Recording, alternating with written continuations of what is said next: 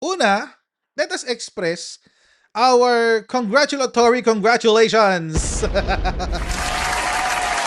Congratulations po kay former Chief PNP, now MMDA General Manager.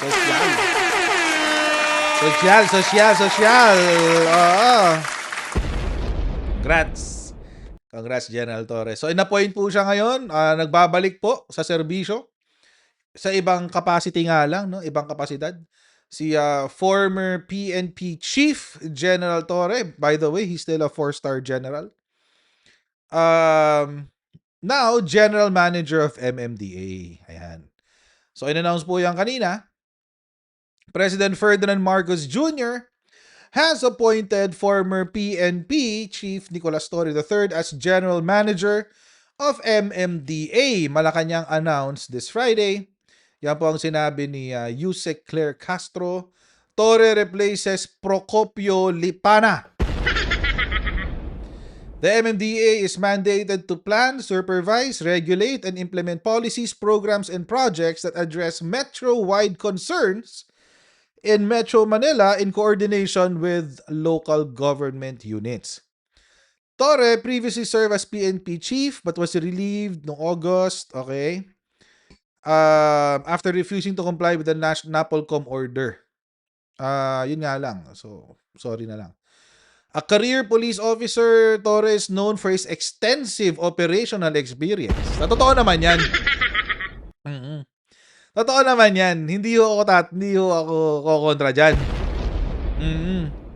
Command background and emphasis on law enforcement reforms and public safety. So before his appointment as PNP chief, Torre held several key leadership positions within the PNP, including assignments in regional and district commands, giving him broad experience in urban security and interagency coordination. Congratulations, General Torre!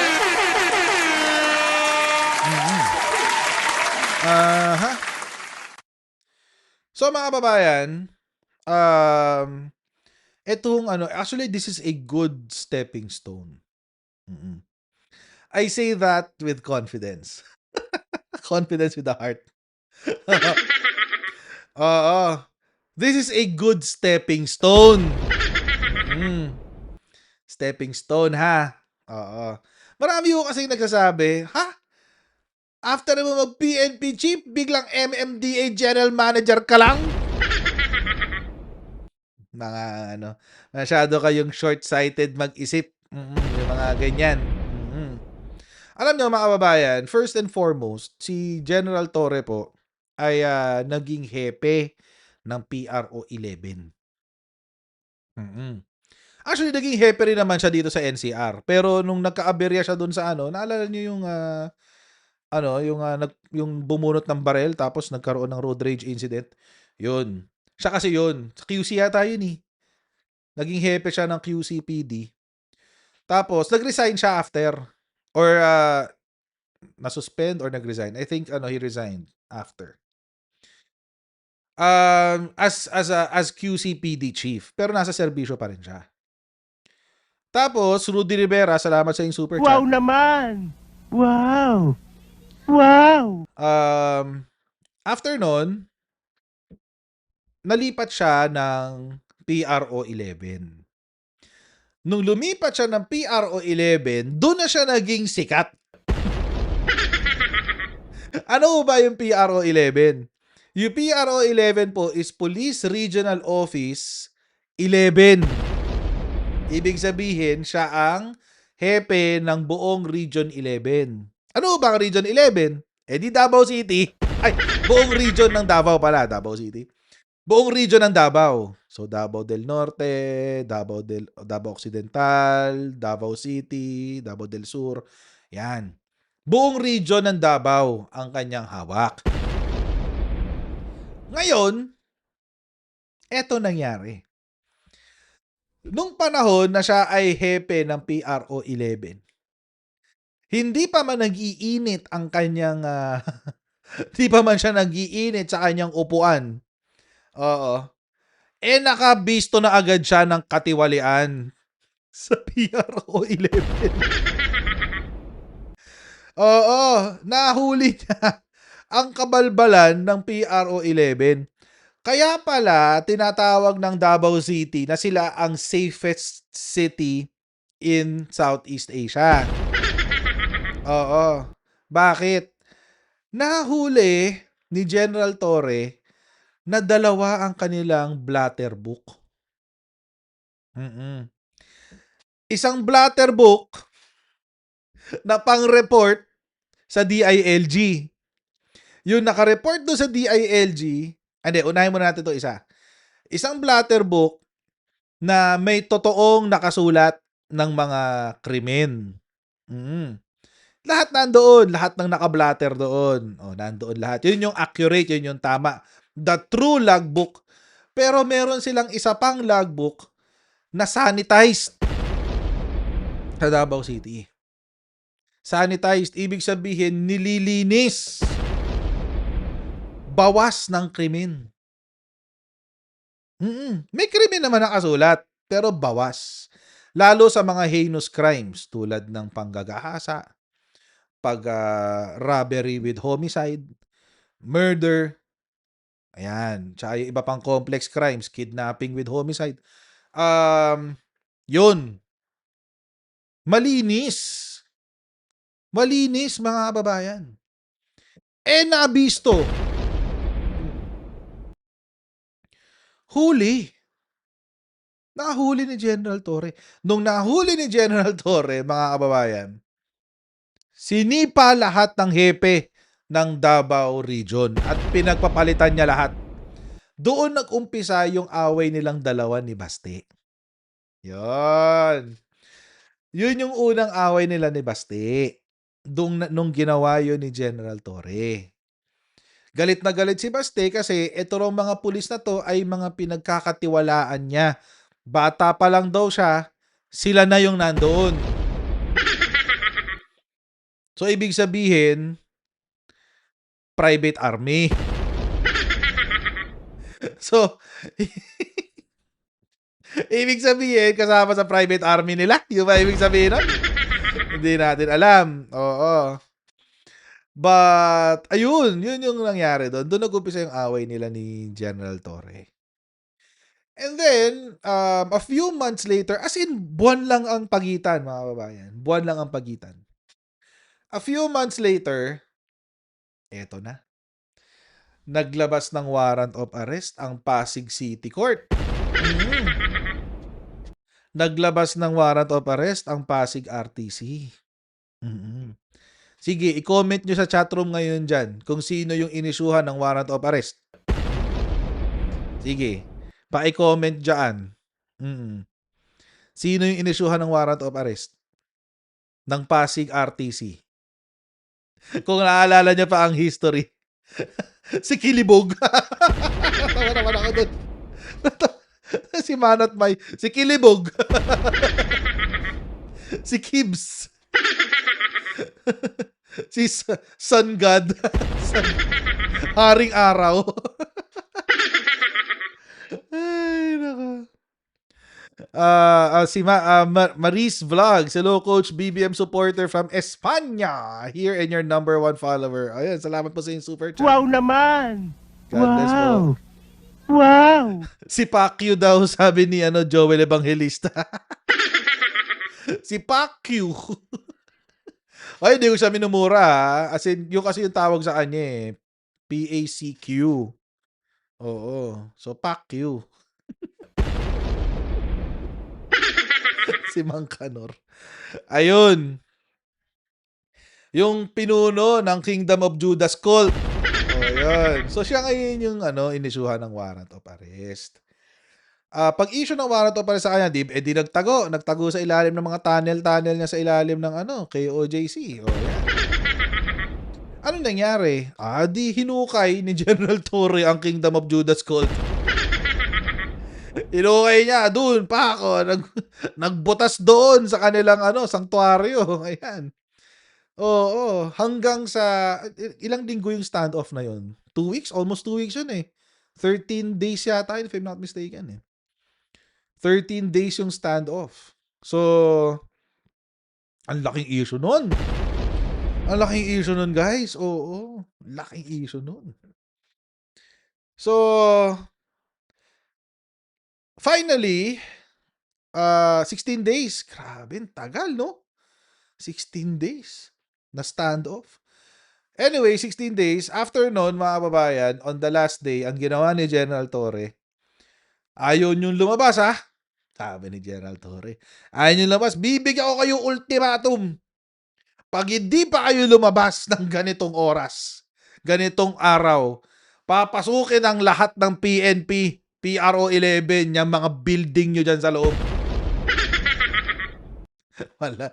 Tapos, kinabukasan ng umaga, parang Mexican standoff eh. Kita niyo, di ba, yung picture?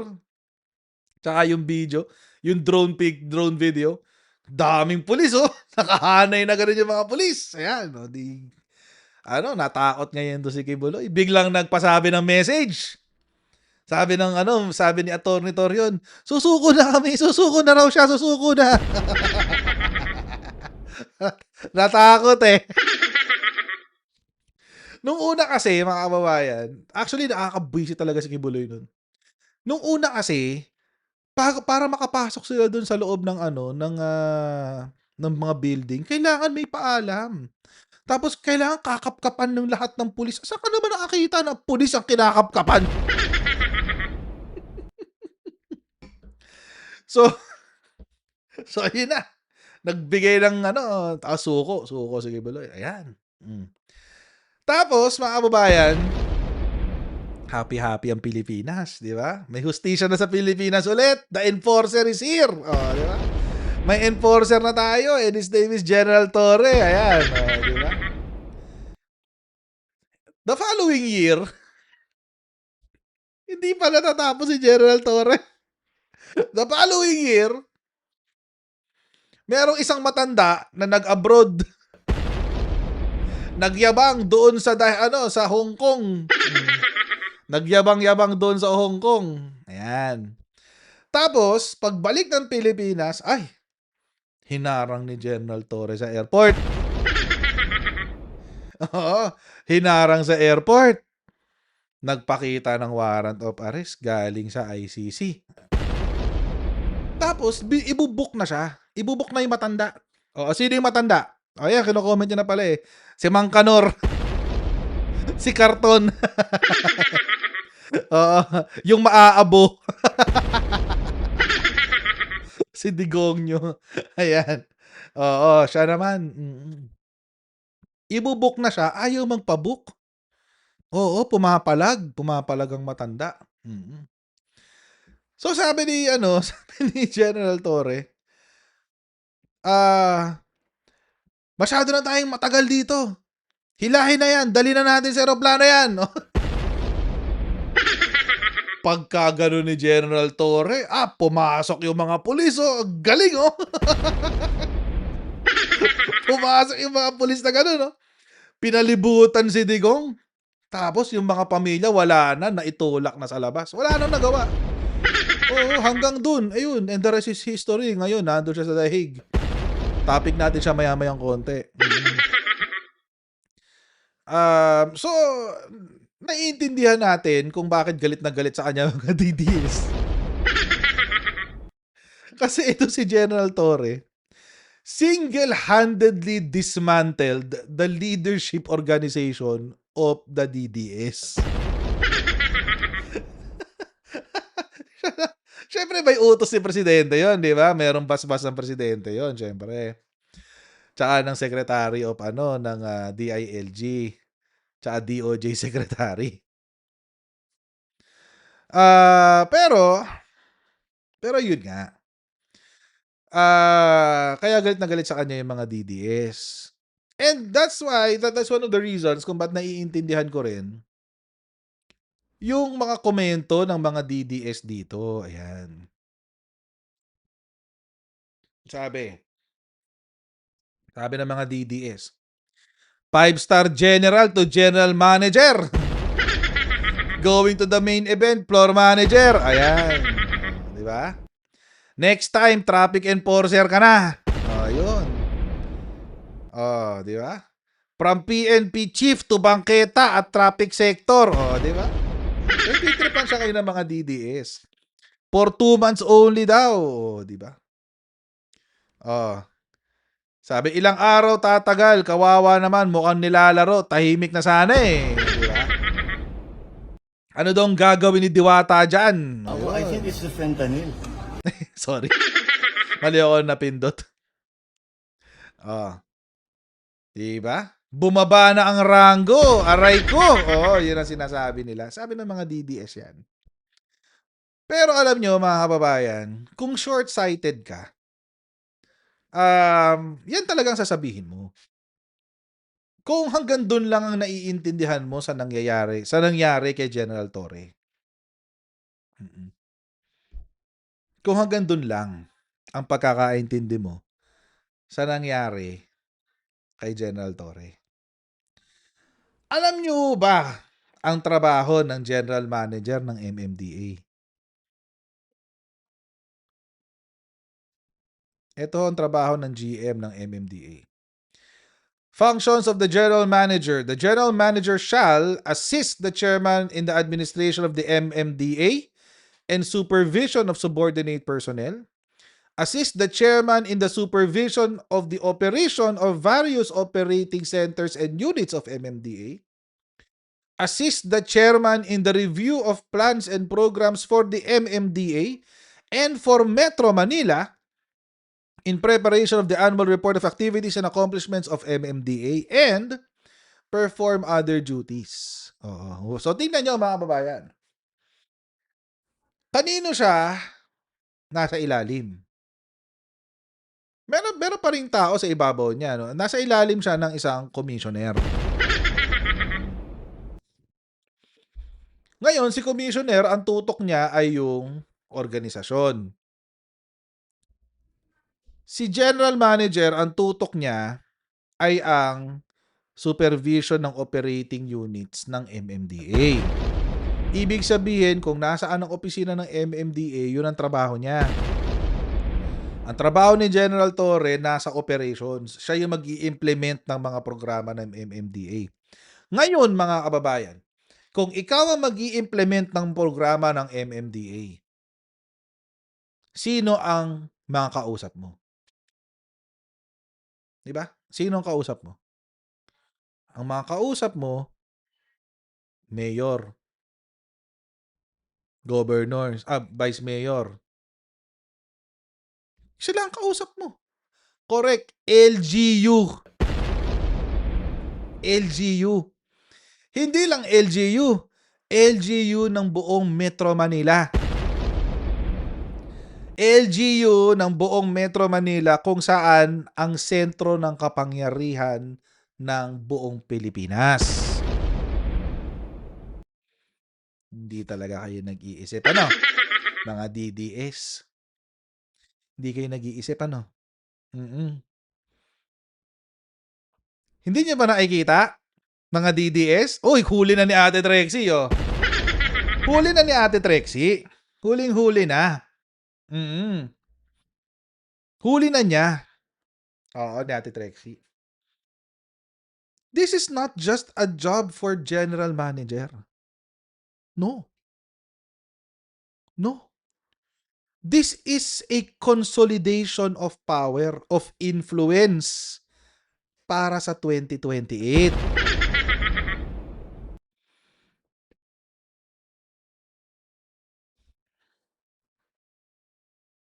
Yan yun.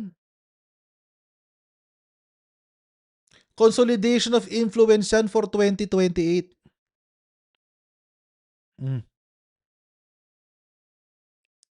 Yan ang goal dyan. Ilapit si General Torre sa masa para makilala siya ng masa. Hindi ba?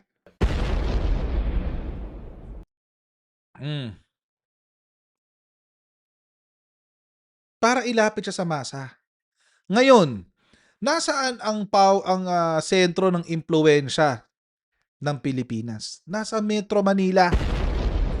Sa Metro Manila mo makikita lahat ng influencer, ang media, lahat-lahat nandito sa Metro Manila. Pag na-cover siya ng mga iba't ibang balita ng Metro Manila, sigurado yun aabot yun hanggang probinsya. Sure ball yan.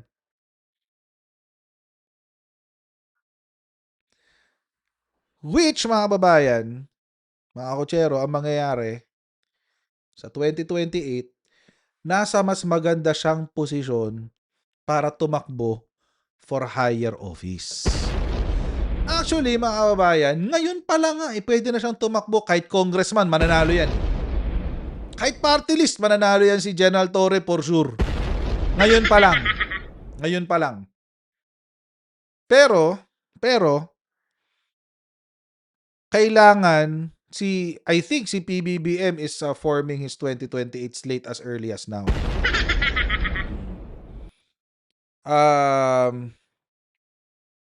Feeling ko yun ang goal niya ngayon. Kaya niya pinwesto dyan si General Torre. Hindi lang yan for show. Hindi lang yan dahil binigyan, dahil loyal siya, whatever. No. That is for 2028. Kung ano man yung posisyon na yan, hindi pa natin alam. Baka ginto yan. Ginto! Ginto! Ginto! Gibo Torre, di ba? Ginto. Gibo and Torre. Ginto.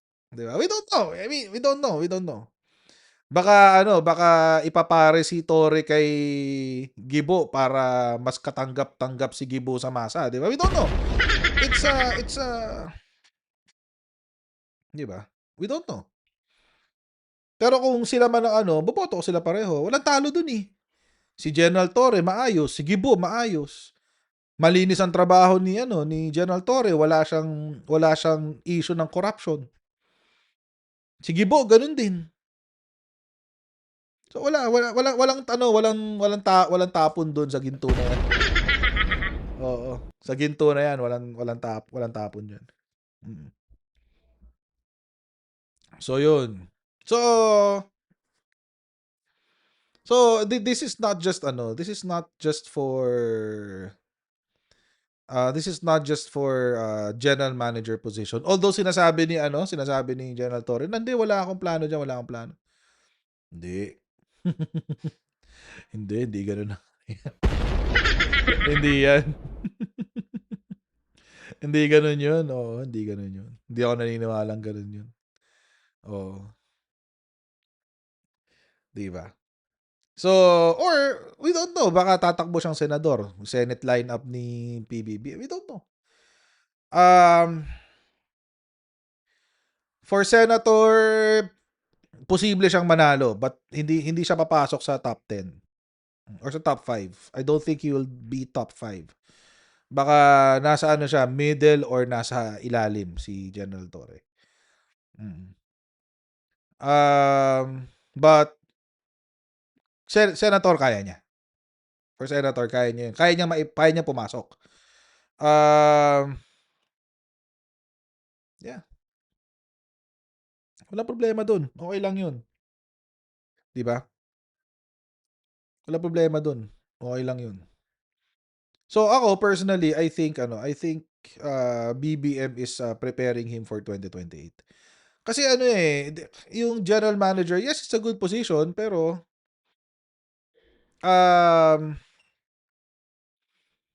yung yung skills na diyan ay hindi pangdiyan. Yung skills niya ay hindi pangdiyan. So kung yung skills ay hindi pasok diyan, ano yung hinahanap ni PBBM? Ano yung binubuo ni PBBM? Most probably is the influence. Impluwensya, mga kababayan. So ako, I'm thinking, and this is just an assumption, hindi pa naman ako sure na tatakbo siya. Pero kung sakali man tumakbo siya, you heard it here first. Kung hindi, hindi. Di ba? Wala problema. Wala namang mawawala sa akin. Hindi naman ako sure. Pero pag tumakbo siya, na senador or congressman, well, you heard it here first, guys.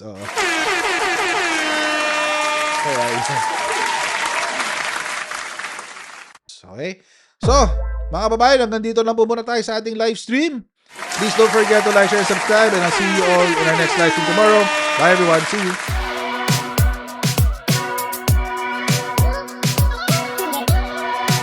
ganun. Huwag natin gawing tanga mga Pilipino.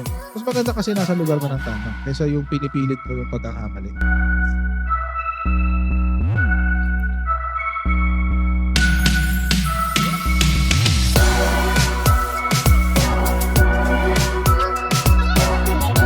Are they willing to go that far? Hindi nakakalimutan ng Pilipino yan hanggat di nasasagot. Sino ngayon nagsasabi ng totoo?